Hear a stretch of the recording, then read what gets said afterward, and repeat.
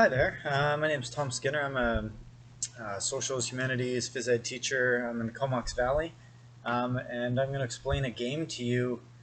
And I actually don't have a name for this game. I don't know what it's called. I've heard it called "Do the Wrong Thing." I personally like the ambiguous title of just calling it "Jump." Um, but here's how the game's played. It's maybe I'll preface it with a little more. Um, than just that.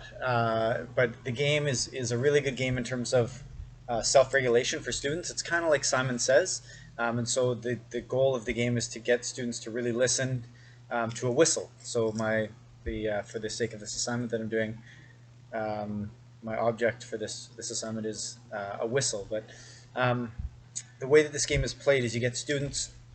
You can do this in a gym or you can do this outside. You need about you'll need minimum 3 hula hoops, and you can put 3 hula hoops kind of at the end of a field, or this is the end and that's the start, or vice versa.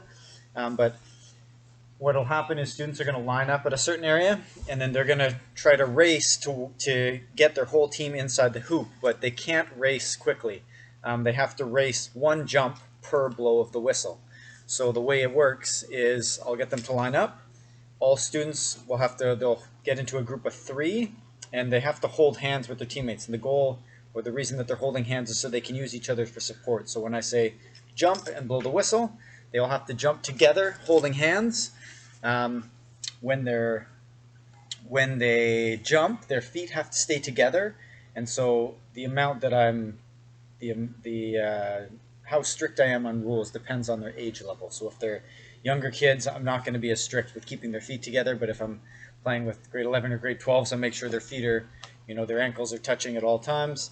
And the goal of them holding hands is to support each other. So if one person falls, or if one person decides to jump when the whistle isn't being blown, then then they can kind of control, their teammates and say, no, don't jump. And so the way that the game works is I'll line them up and I'll say, okay, ready, jump, and I'll blow the whistle. When they jump, I'll do this 3 or 4 times. I'll say jump, and then when I get to the 5th or 6th time, I'll say jump, and then every student, guaranteed the first time, every student's going to jump, and I'll say, oh, I didn't blow the whistle. And so the key for them is to listen to the whistle. One of the reasons why I really like this game in a phys ed class is the team that's going to win is the opposite of every team that wins every other game in phys ed. When you play basketball, it's always the biggest, strongest kid who can jump the highest, but often those types of kids have poor self-regulation. And so the kids who win this are going to be like meek, quiet, little introverted kids who have great self-regulation. They just smile the whole time, and they calmly, jump one whistle at a time, and they often win the game. So yeah, it's a really fun game. I encourage you to try it with your classes. It works amazing in elementary school, but it works great in high school as well. I've done it with adults, and adults like it. It's kind of a fun, kind of team building, or it's a good social game because you're actually holding hands. Probably the hardest part of this game is convincing, maybe like at the grade 10 level, they're less likely, but it's probably like, the peak of not wanting to hold hands with someone else. Elementary school kids are fine with it. Adults are fine with it. But yeah, it's a great game. So usually when I get students at the very end, maybe I'll explain kind of the rules of the game at the very end. When students get to the very end, I say everyone has to jump through the hoop at the same time. So they'll kind of have to work from going like this to maybe pushing out and pushing their hands out to balance themselves.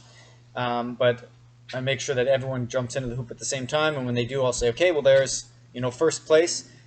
Just because that team wins doesn't necessarily mean they're out of the game. I'll say, go back to the start.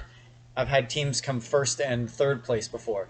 So because their other teams will often falter or fall over, or not have good self-regulation, then it works well to continue to get that team to continue and play again.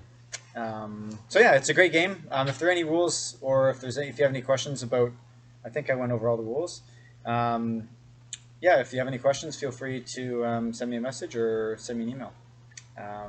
Yeah, and thanks for listening. I hope you use this activity and I hope you find it of great benefit in your classes. Thanks.